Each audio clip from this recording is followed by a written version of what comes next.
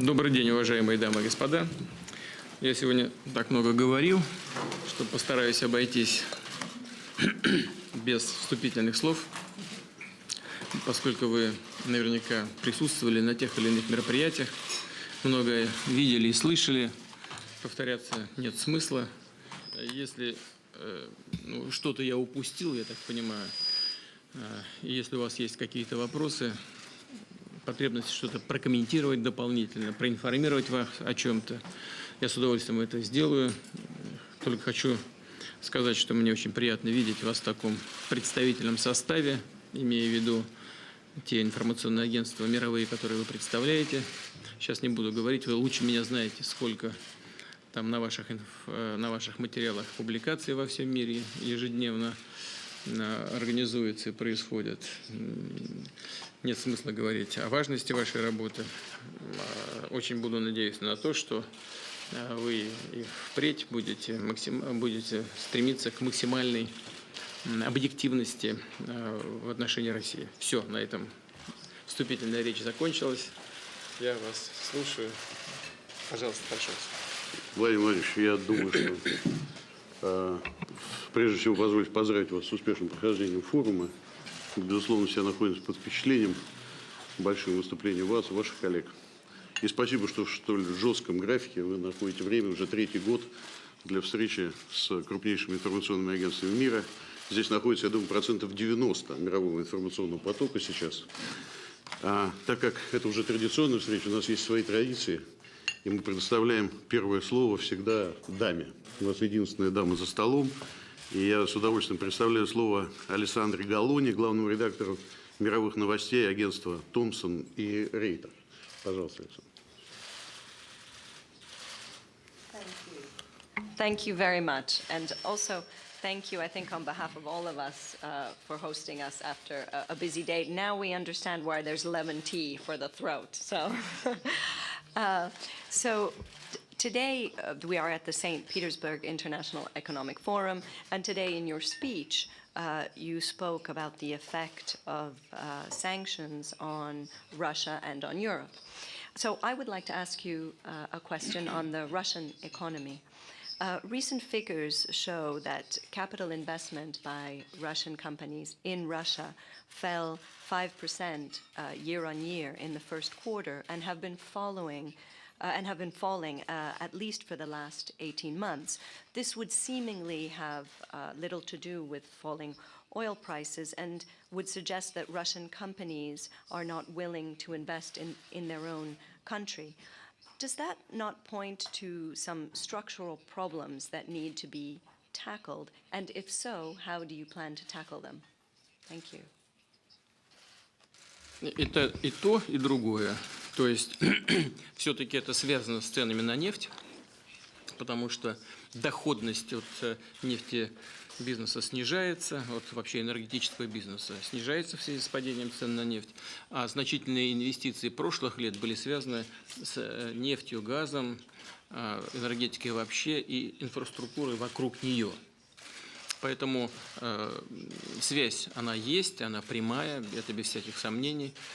Посмотрите на инвестиционные программы крупных наших энергетических компаний. Как же они сейчас могут вкладывать в расширение добычи, так как они, допустим, планировали раньше, если спрос сократился. Вот им и сокращение инвестиций. И это, конечно, такой зависимый от энергетики стране, конечно, сказывается. Но не только. Здесь вы правы. Одна из ключевых задач. Of our economic policy is diversification of our economy. We have been speaking about that for a long time already. I can't say that we have been too efficient on that, but we are working on it. We have a saying, it wouldn't be so good, but the bad things helped. What I mean, when we have less incomes from energy sector, the capital looks for opportunities to use it best, they use the capital best in other areas and finds them, which we are glad about. And on our behalf, we must, we ought to, we have to, and we are doing this, and we will be doing this. We'll be supporting this process, sticking to it, creating favorable conditions for the diversification mentioned by me. And of course, we are witnessing certain investment downfall. I've spoken about the reasons now.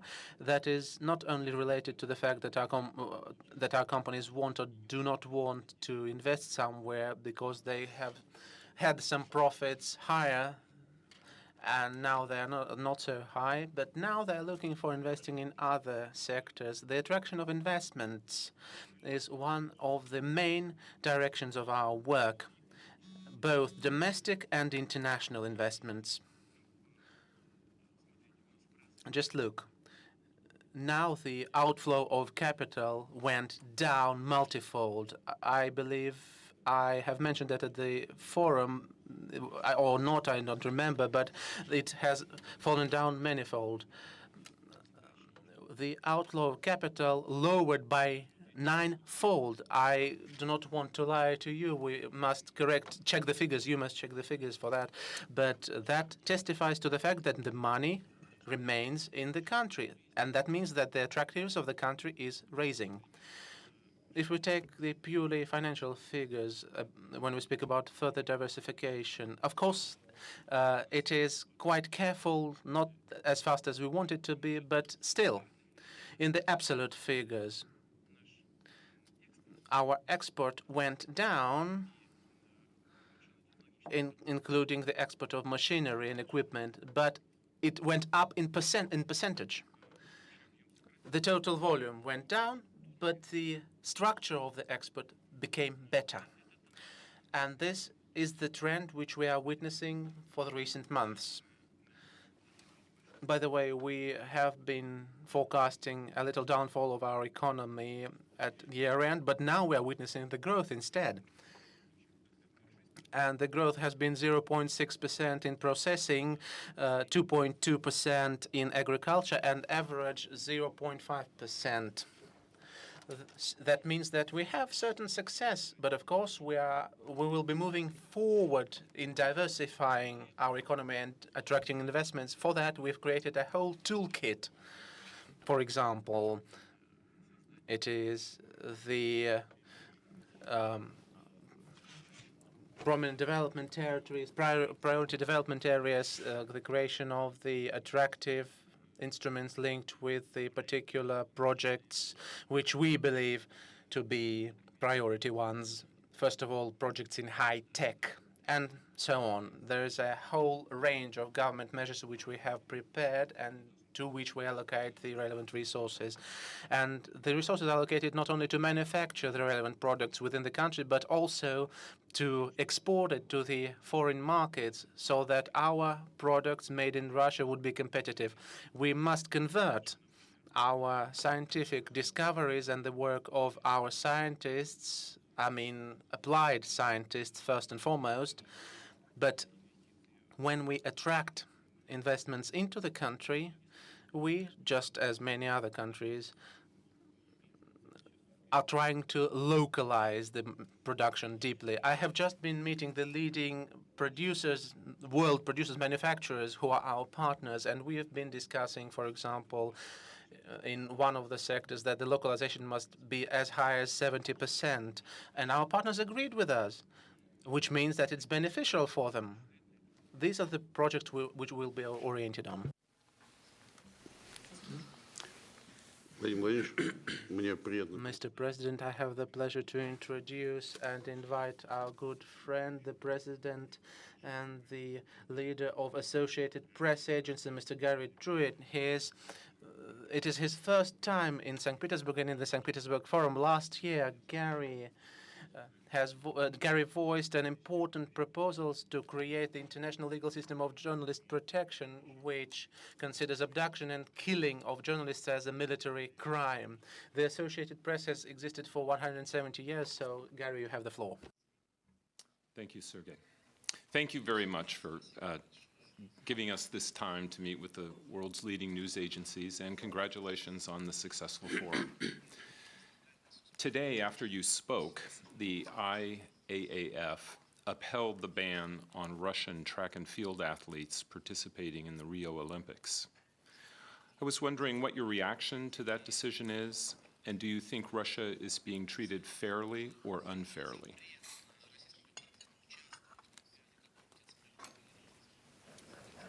Я уже говорил об этом на форуме. I've been speaking about that on the forum. Of course, that is unjust and unfair. There are universally recognized principles of law, Один из and one of them is that the responsibility should be always personified. If some of the members of your family have committed a crime, would it be fair to hold all the members of the family liable, including you? That is not how it's done. The people who have nothing to do with violations, why should they suffer for those who committed the violations? That actually does not go into the framework of civilized behavior. We feel indignation ourselves when we face the problems of doping, and we try to cut this and punish the culprits. But the so-called clean athletes, why should they suffer? That is not understandable to me. I hope that we will be able to find some solution here, but of course that does not mean that we are going to be offended and say we are not going to fight doping. No, we will make the doping fight fiercer.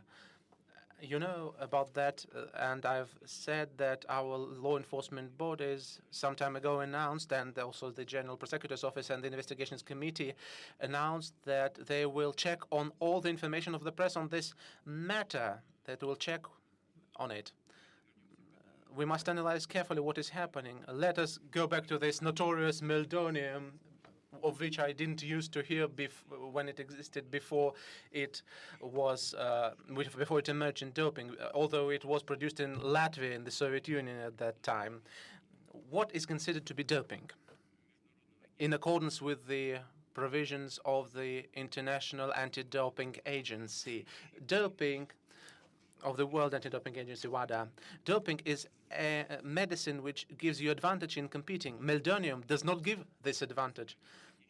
It just keeps your heart muscle healthy during the extreme loads. And for many years, it was not considered to be doping.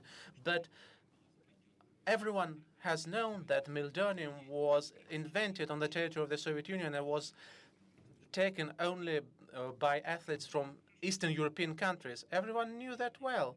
Why do they have to single out this very substance?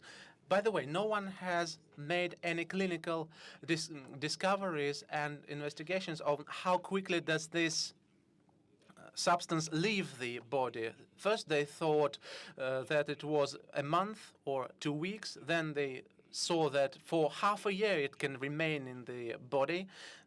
But still, I believe that the decisions that have been made are hasty. First, the clinical research must have been done, and then they must have said that since this very moment, if we find meldonium, yes, the person is guilty. But if they didn't know how actually to assess that, how can they do that? But we believe that everyone makes mistakes, and our partners could have made a mistake as well.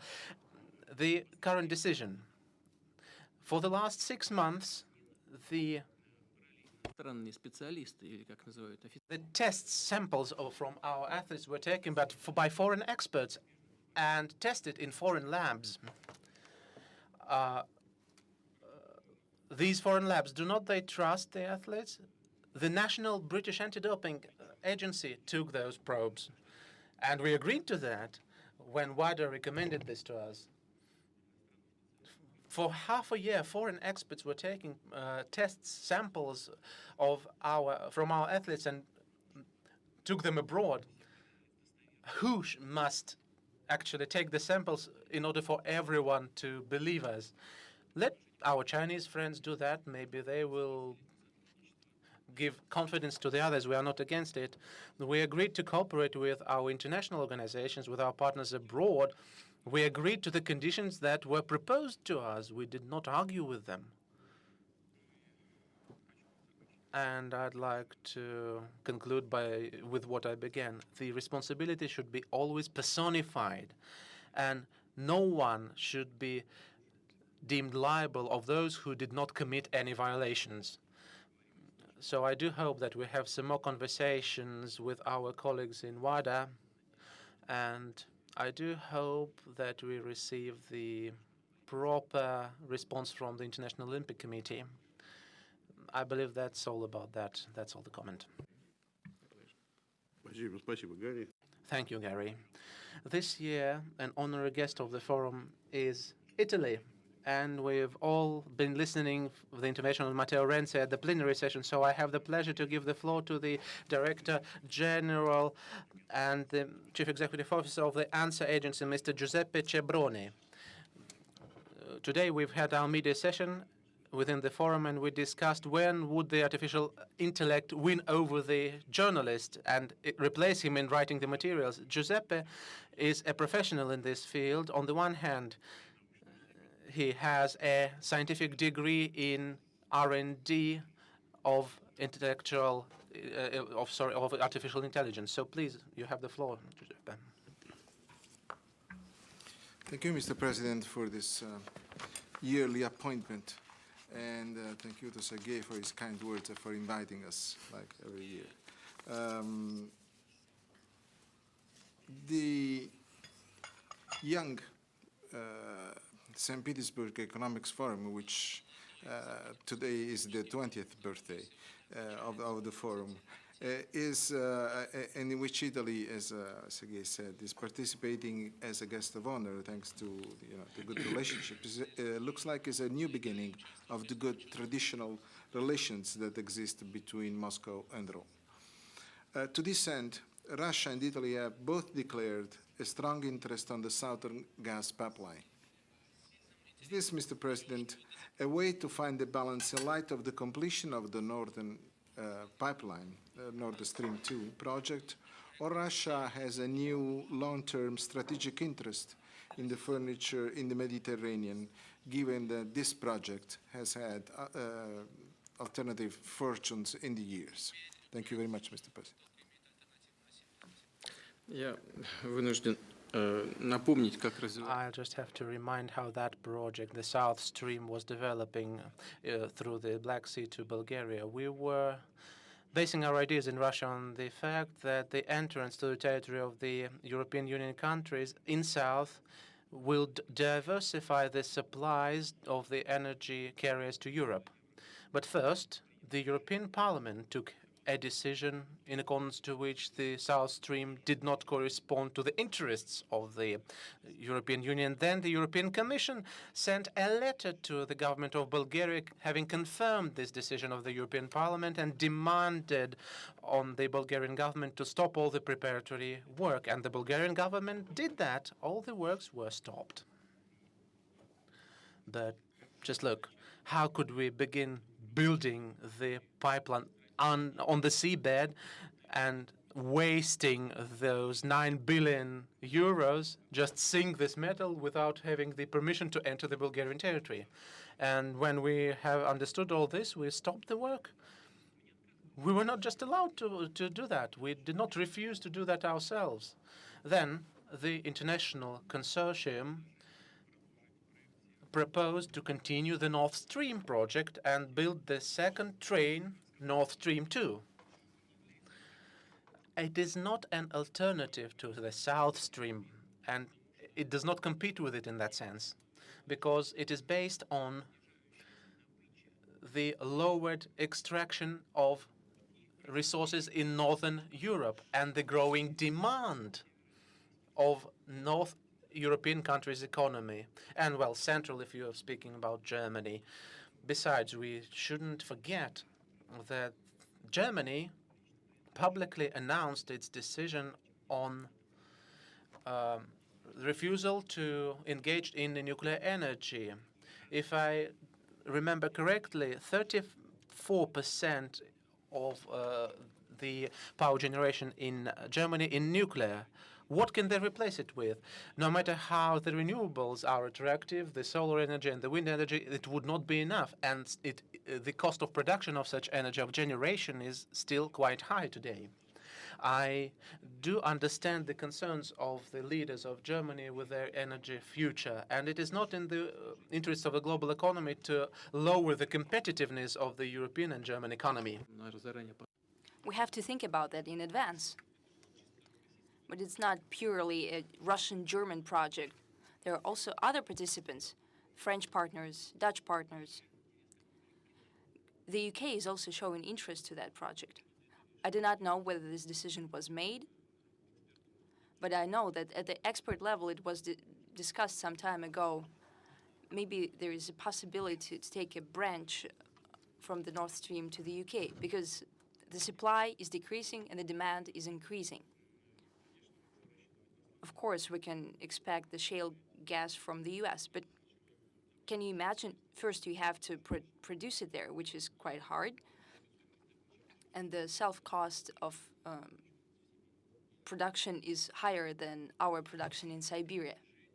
Then you have to liquefy it, then transport it over the ocean, regasify, and then only to give to the end consumer. This is quite an interesting story then, whether this gas will be competitive at the European market. Well, if it will be, that's good. That also will galvanize the economic life, and we're not afraid of that. We do not think that the Nord Stream 2 is an alternative to South Stream. That's the first thing. And the second thing, this is a purely commercial project, and the government and the state has no direct application to it. The second thing, the second string of the Nord Stream 2 was discussed by the shareholders at the time when there were negotiations of Nord Stream 2. So when the first part of the project was implemented, then they started to implement the second part of the project. They have agreed upon it even before. Of course, we regret that the Southern Stream was not we were not allowed to implement it. But I asked our colleagues today, how come you didn't find for it before, for this project? So these countries interested in it, such as Bulgaria, how come it didn't fight? The other countries should have gone to European Parliament and discussed it with the delegates and said how important it is for their countries. Hold an open discussion. I did not say that they should have been very aggressive, but they had to clear the matter. They should have gone to the Euro Commission. We have constantly heard it that Russia this and Russia that. There's some kind of Russian conspiracy. One of my friends from Germany said that there was a flood in Bavaria, unfortunately, and it turned out that it seemed that we were also to blame for the flood as well. And now they're saying, how come the project flopped? Where were you? Now to the interest in the Mediterranean. It is still there. We're prepared. You know that Gazprom, the Italian and the Greek company, signed a memorandum about looking for ways to cooperate. We're revising these opportunities as well. We're not refusing from transit through Ukraine, by the way. The thing is, how much do we transit through there and where? The previous practice has shown that monopoly is a bad thing. When someone has a monopoly in his hands, he starts to abuse it. If Ukraine understands that they do not have a monopoly right to transport of energy carriers from Russia to Europe, then there will be the blackmail of some of the people in that country will stop as well. So we'll move on to normal business-like cooperation. And here I would like to draw your attention that overall we're not against of taking part in the gas transit network of the Ukraine. We suggested that at some point, and we signed an agreement, a memorandum, by the way, when Kuchma was a president. we suggested creating an international consortium with participation of European partners. In order not to violate the Ukrainian law, we suggested that we do not buy out the Ukrainian power network, but we create a consortium and taking an obligation to maintain and expand the network.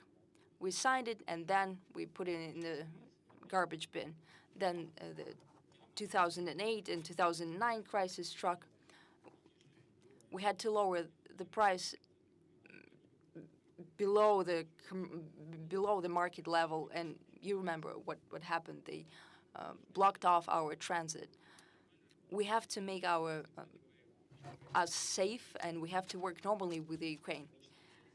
And if the Ukrainian colleagues suggest us an economically efficient project today, and they pitch us a project that will guarantee to us safety of supply and economic efficiency, we'll work with the Ukraine. By the way, we didn't stop even for a day supplies to Turkey, despite all difficulties. The Blue Stream is completely is working in full speed by the seabed of the Black Sea. And the continental supplies are also in full scale. We'll continue to do that. We'll look for an attractive component, first of all, from the economic point of view. Mr. President, your visit to China is not so far ahead, and today we have Mr.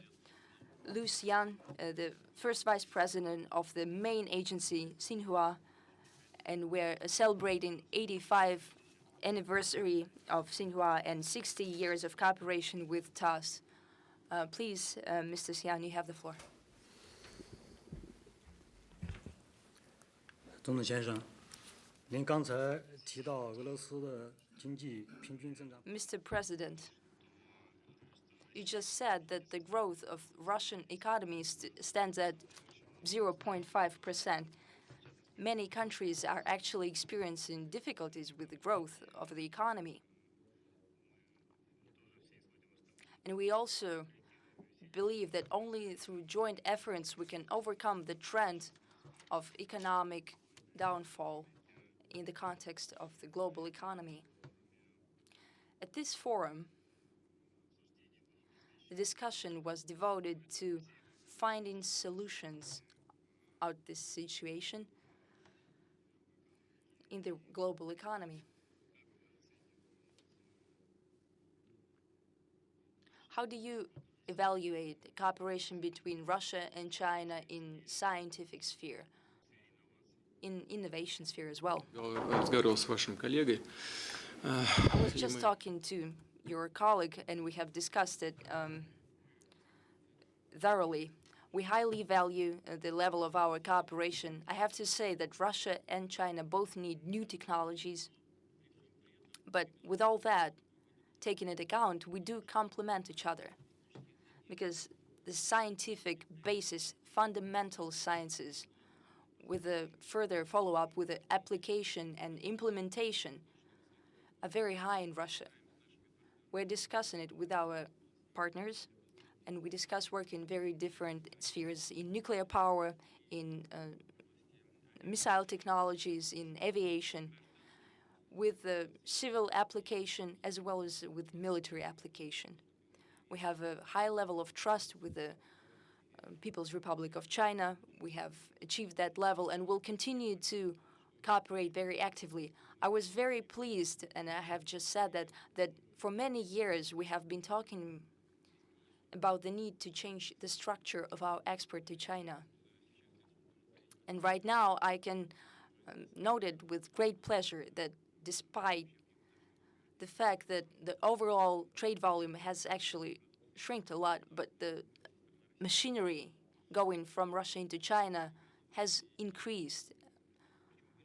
I'm very pleased with that. And the volume of that export has increased significantly. That means that we have a great growth, the room for growth in these spheres.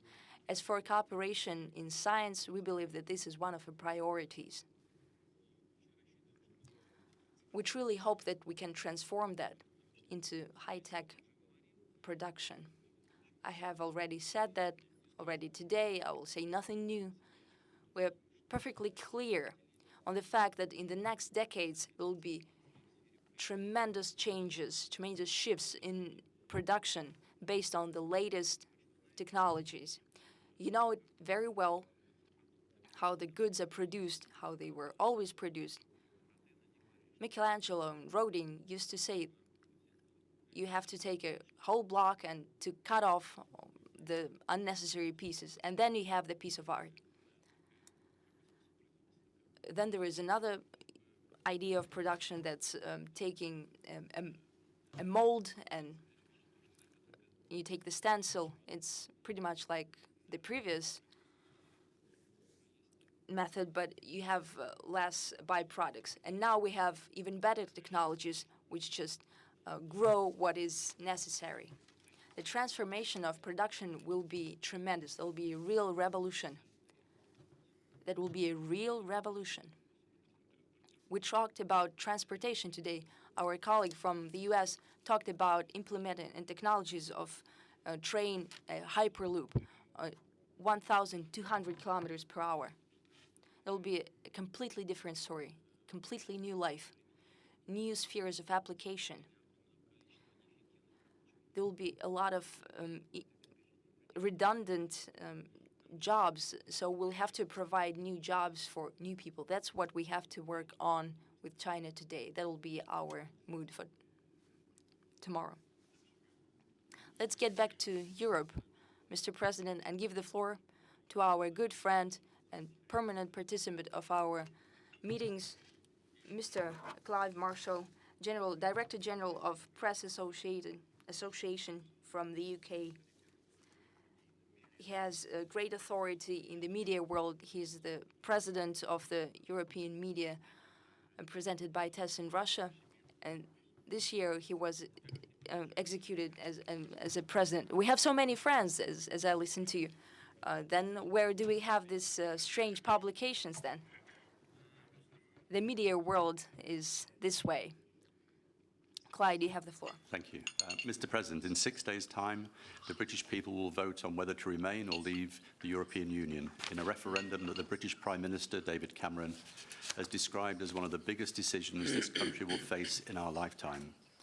President Obama and Chinese President Xi have both publicly supported Britain remaining in the European Union. The British Foreign Secretary, Philip Hammond, has said that Russia is the only world power that would welcome a British exit from the European Union. Mr. President, what is the Russian position on Brexit and your advice to the British voters? And if the UK does decide to leave the EU, how will that affect its relationship with Russia and Britain's position on the world stage? Да, я уже сказал по поводу. I have already said that about our guiltiness in flood in Europe. I think that this is one of the same things, one of the funny stories. I don't think that this is very proper to engage Russia in all the problems, even if we are not involved in it, to make Russia a scarecrow. Civilized people do not do this way. As for the Prime Minister of the UK, there is a great problem with Brexit. Why did he initiate this vote in the first place? Why did he do that? So he wanted to blackmail Europe or to scare someone. What was the goal if he was against exit?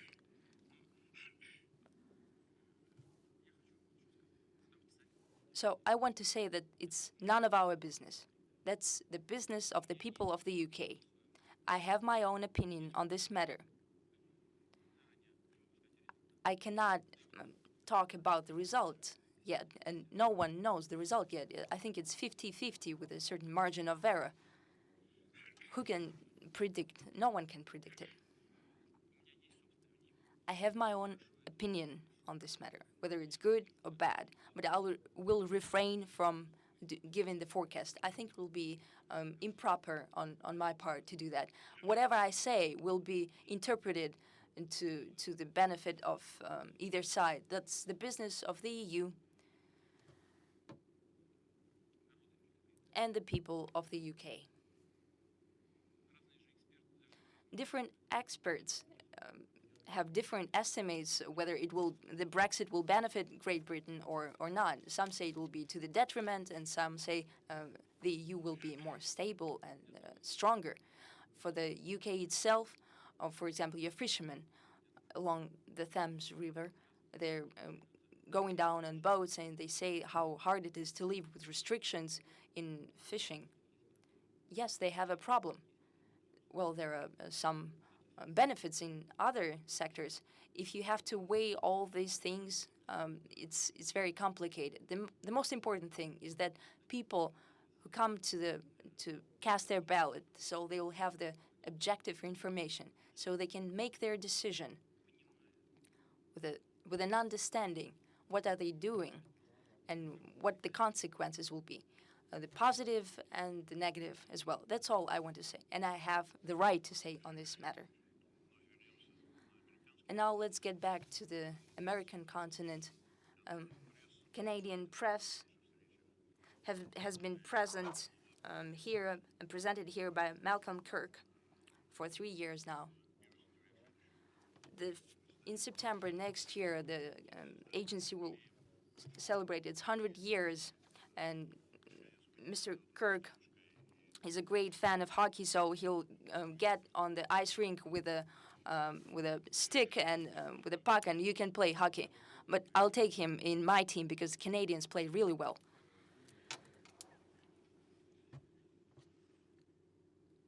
Mike, please.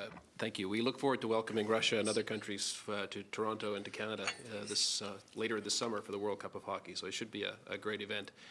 And I've seen a few of your hockey moves. You know how to score a few goals, Mr. President. So your stats are pretty good.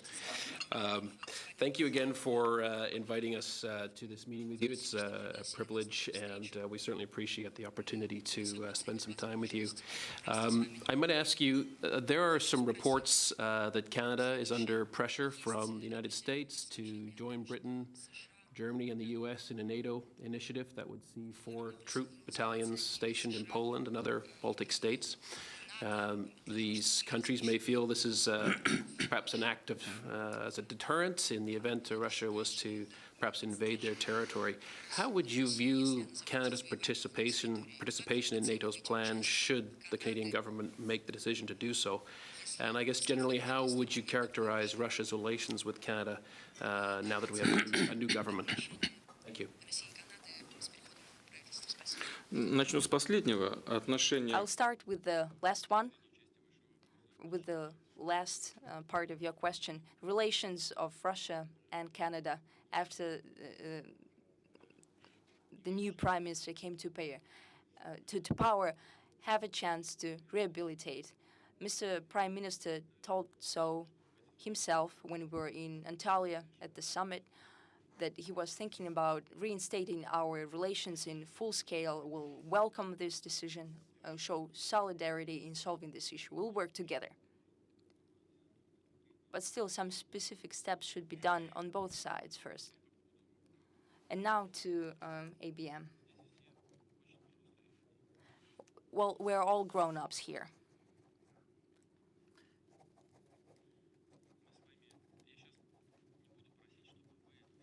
So I will not ask you to show it all in your materials to influence press, but I would like to remind you personally of some things. The world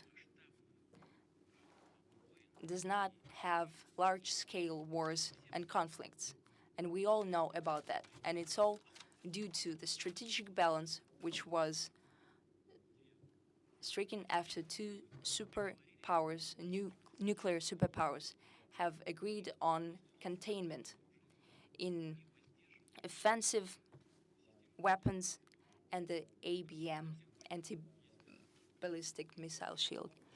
So if one country expands its ballistic missile shield more effectively than the other country, then this country has a temptation to use the weapon first. That is why one of the cornerstones of international security is the missile defense system and arrangements in this regard.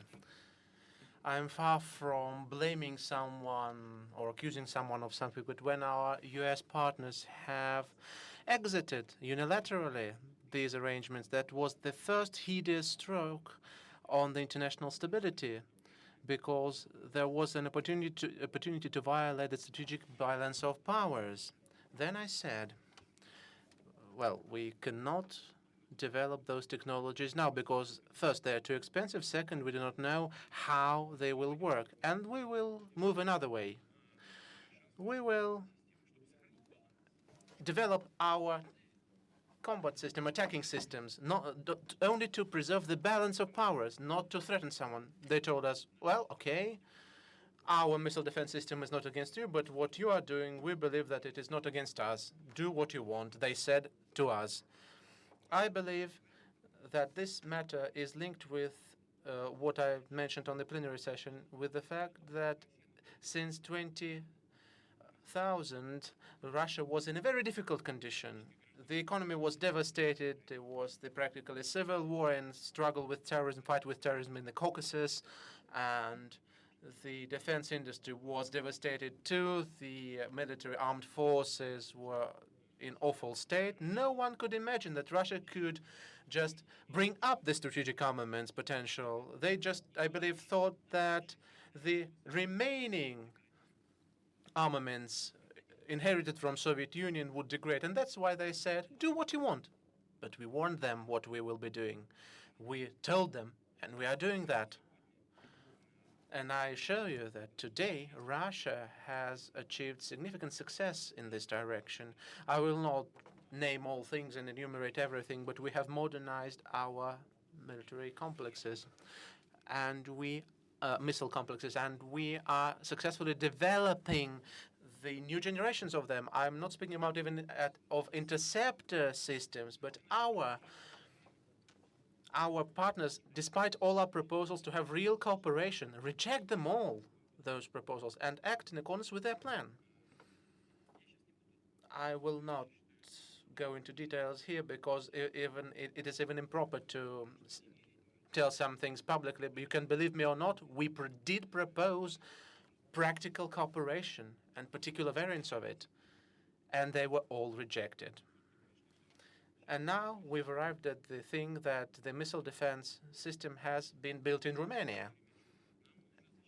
And we've been hearing that we have to defend ourselves from a nuclear threat from Iran. Where is this threat? It does not exist because the treaty has been signed. And the treaty was initiated by the US, this treaty with Iran. We helped them. We supported that. But if there was another position of the US, the treaty would be non-existent. And that is a real good thing achieved by the President Obama, because that is the good treaty. It has diffused the situation around Iran, and that is a real advantage and a real achievement of President Obama and his office. But the threat does not remain, and the missile defense system continues to be built. So we were correct when we were saying that we did not receive some frank explanations of why the missile defense was deployed, the explanations of the alleged Iranian threat. And we have witnessed that we were right. They tried to actually make us believe in something that did not exist. And now they have the missile defense, but they have missiles there, and they are laid into capsules which are used for launching into launchers, which are used for Tomahawk missiles, which are sea-based. These launchers are used to build in the anti-missiles, which would hit the target on the distance of 500 kilometers. But the technologies are developing, and we know which year the Americans are going to receive a new missile, which would cover the distance of 1,000 kilometers and then longer, and then they would be threatening our nuclear potential. We know it year by year, and they know that we know it. You only receive some facts which are not true, which you inform your population about, and people do not feel the danger of it. That's what I'm concerned about. How can't we understand? We are pulling the world into a completely new dimension. That's the problem. And people act as if nothing is happening. I do not know how to get through to them with my message. That is the part, our efforts are the part of the defensive potential, the systems with which we aim. We are being told that these are the systems that are aimed at limiting the aggression. No, sorry. Missile defense systems are a part of attacking combat potential. And that is completely linked with the attacking missile complexes, because the missile defense covers the attacking missiles and the high-precision weapons. Third systems are for nuclear attacks, etc. That is the complex range of matters. That is the non-nuclear use of high-precision weapons. Well, okay, those anti-missiles that we'll be developing and will threaten us more and more, okay, with them. But those launchers where these missiles are laid are taken, as I said, from ships. And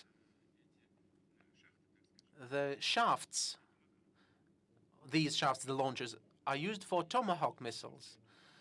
So in a few hours, one could replace the anti-missiles with Tomahawks, and they would not be the anti-missiles. How do we know what is there in these launchers and these shafts? The program of a missile could be changed, the software, and that's it. It becomes attacking. Even the Romanians wouldn't know what is happening. Are they allowed to check on these missiles? No. No one would know. Neither Romanians nor Poles. I know how it is done. I believe that this constitutes the great danger. When we discussed it with our American partners, they had an idea of creating ballistic missiles in the non-nuclear equipment. And we told them then, do you understand what this could lead to? You will have a missile launched from submarines, from land, a ballistic missile, and we wouldn't know whether it carries nuclear warhead or not. And we do not know the level of threat you will create by that. Well, as far as we know, today this program is not implemented. It has been stopped, but they continue on this missile defense thing. And I don't know what it could lead to, but I know for sure that we will have to respond. And I know in advance that we will be accused of the aggressive behavior, although we only reciprocate.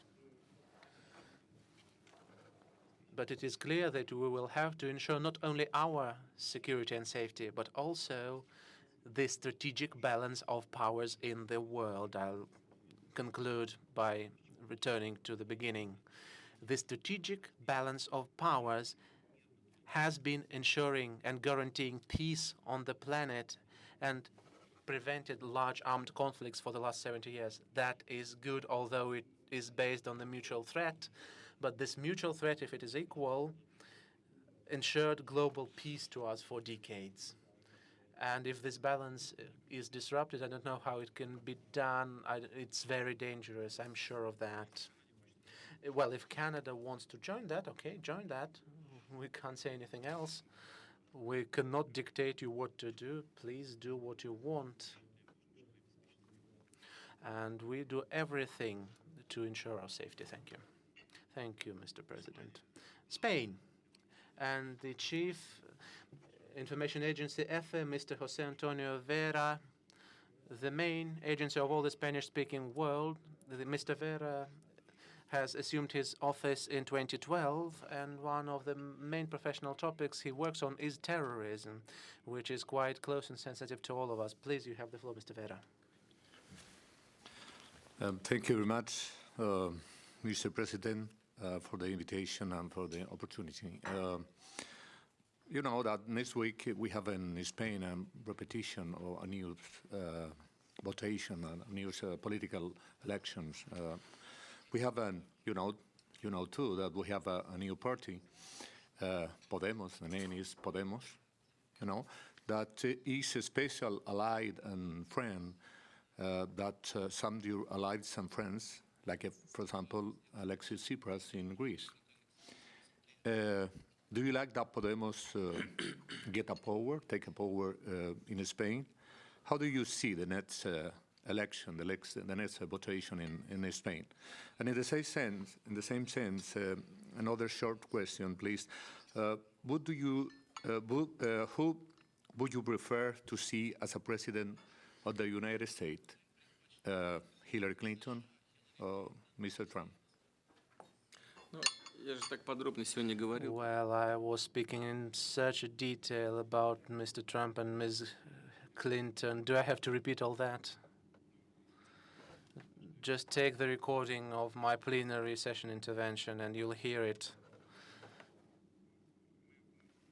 We will work with any newly elected president, and we do expect that despite any pre-election rhetoric, by the way, we have only to be sorry about them using the Russian card for gaining political advantage. I believe it is counterproductive, but still, irrespective of any pre-election rhetoric, we will judge not by words but by doings of the new elected head of the U.S. state. Of course, we will look for the ways to normalize the relations, to organize the cooperation in economy, international security. We have a lot of problems which we could solve efficiently only together, including the problem which is your profession, as mentioned by Sergei, the struggle with terrorism. And we will judge by particular doings. As far as the election things in Spain are concerned, that's none of our business too, either. At today's discussion, I've said that, and that's no secret. 10 years ago, I said to my European friends that, I don't know whether it is liberal or not, that there is needed to be a liberal model of structure of the society with the interest of migrants. It looks beautiful, but that could enrage the local population, because something must be done carefully and slowly, and you could admit only the number of foreigners which could adapt into the country, into the labor market, and into the language and culture and cultural traditions of a country. For example, in Spain, for decades, people have been living there and not speaking Spanish. Is that okay? And you can't but know about that. One could grow and grow the number of such people who just came and have lived for 15 years in Spain but do not use Spanish still. But that is bound to sooner or later lead to problems which we are witnessing now. Well, it's your choice how to respond to that and take your own decisions on how you act. We have a lot of our own problems of this kind, and we do not always tackle them with great efficiency, although we have lived in the single country which for 1,000 years have existed and been created as a multinational state. It's difficult even for us. And we are receiving the huge flow of people from former Soviet republics, so we are not accusing anyone, we are not being evil to anyone because we are not succeeding in everything ourselves. But I believe that the problem in your country is more graver, because those migration flows that come to you are aliens, complete aliens, whereas those who come to us are not, because even people from the former Soviet republics who come to us are people who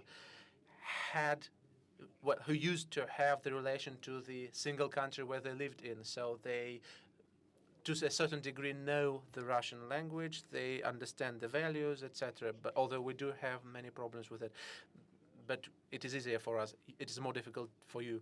But what is to be done, you should decide yourselves. We have no opinion on that at all. As with the US, we will work with all the parties and all the leaders. Unfortunately, I have to leave already, because otherwise I will not be able to leave this territory on a number of technical reasons. So please, for the final question. Yes, okay, then let's give the floor to our Indian friends who are participating for the first time here. The chief editor of India Today, Mr. Raj Chengappa. He is one of the leading journalists of India, and he says that it is due to the interview that he took in the 2000, and then you told, see you later. You said him, see you later, and in 16 years you see him. Well, I didn't actually lie to him, right? We are seeing each other at the moment. So who is this young man who took the interview from me then? Thank you. Thank you, Sergey, and thank you, Mr. President. You're still looking as young as ever since I saw you in 2000. My question is to one, India has recently applied for membership of the Nuclear Suppliers Group. Russia has always backed India, but China is opposing India's membership. Will you speak to the Chinese president and persuade him to drop the objections? The other question is also that Prime Minister Modi had a successful visit to the US last week. Is India being on the right side of the US, putting it on the wrong side of Russia? How do you see relations between India and Russia? Many say it hasn't reached its full potential. And finally, a fitness question. World Yoga Day is going to happen on June 21st. В связи с чем отношения Hasn't reached its full potential. India-Russia relations hasn't reached its full potential. One was, of course, the US, India getting closer to the US. Does it affect our relations with you? And finally, on a fitness question, would you be doing yoga on World Yoga Day?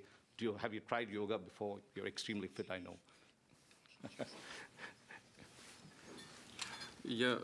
Начнем с завершающей части. Let us begin with the final part of your question. You know, I prefer to watch yoga from a side. And I envy to those who actually achieve some results in this. I'm really envious to them. But this testifies on the character of those people who can achieve such results. Sometimes I just look at them and do not believe my eyes. But, well, we like Indian culture very much, you know that.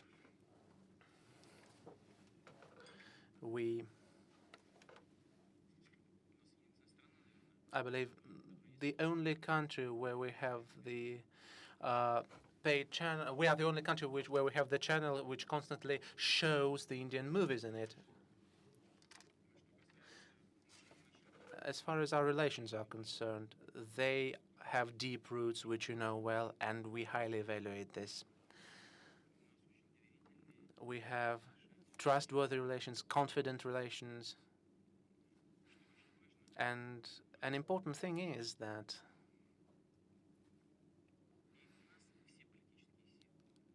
all political forces in Russia and, as I feel, in India, speak for developing Russian-Indian relations.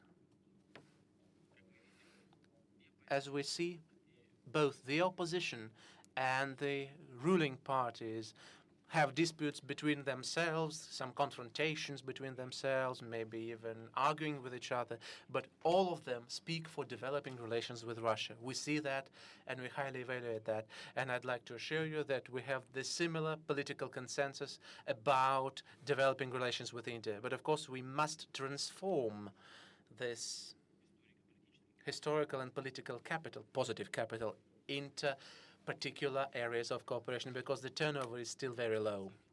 It does not correspond to our potential at all. And the fact that we are helping India to develop the peaceful nuke program is good, but it is not enough. We must diversify our relations even more. We must develop and expand the investment flows, investment projects, and for example, in pharmaceuticals, we can't be limited only with generics. That is not enough. We need to develop production, have our own formulas, if we speak about pharmaceuticals, our own components and precursors. One must be deeper in this cooperation, and we can do that, which is the most important thing. It's all in our hands. The same is about the other high-tech areas. I will not list them all now. That this area, the nuclear cooperation, Russia has been cooperating with India only within the international law. But we believe that such country as India, with the huge population and with a lot of economic problems, which has enormous energy challenges and security challenges, national security challenges as well. Of course, India could not be put in the same line with all the other countries because we must act within the international law, but look for the opportunities to ensure and provide and protect the Indian interests. As for India and the US coming closer together, we believe that this is quite a natural process. I do not even know who's approaching who. Either it's India, the US, or vice versa. But after the incumbent Prime Minister, Mr. Modi, was sanctioned and was prohibited from entering the US, and after that, it was said that, well, let's the bygones be the bygones, and all sanctions were lifted when he was elected as a prime minister. It all attests to the fact that the decisions in the U.S. are sometimes made quite spontaneously without a long-term consideration for long-term results and consequences of the decisions made. But since there is a desire to expand cooperation with India, we welcome that as well. It will be quite strange on our behalf to stand in the way of cooperation of such countries. India has more than 1 billion people of population. I think that we have some very delicate niches of cooperation. Well, we can build on that anyway, but with the consideration for the interests of other countries. I believe that we can do that. I think when step by step alleviate concerns, and I'm positive that we'll do that. On the nuclear suppliers group, would you speak to the Chinese president to back India's claim to be a member? Well, I have already answered all the questions, but you still have to get in further. Let's say that I have answered the question, okay? Well, we cannot help but discuss these issues. We have very honest discussions. We have no secrets with the Chinese friends. We have open cards and we discuss it all. I have said that already. But if you think that I have to repeat that, of course, we have to consider the concerns of everyone. If we do not do that in timely fashion, that will not lead to solution of an issue, but they will create another one. But if I think, is there a way to solve it? Yes, if you proceed very carefully. Please do not be cross with me that I did not have listen to the questions from all of you, but it will be very technically difficult for me to leave this venue if I do not leave the venue right now. We have our own transportation issues. I would like to thank you all for your attention to our joint work. I would like to wish you every success. I believe that we'll see each other anyway, but at least we will try to do that. Thank you very much. Thank you.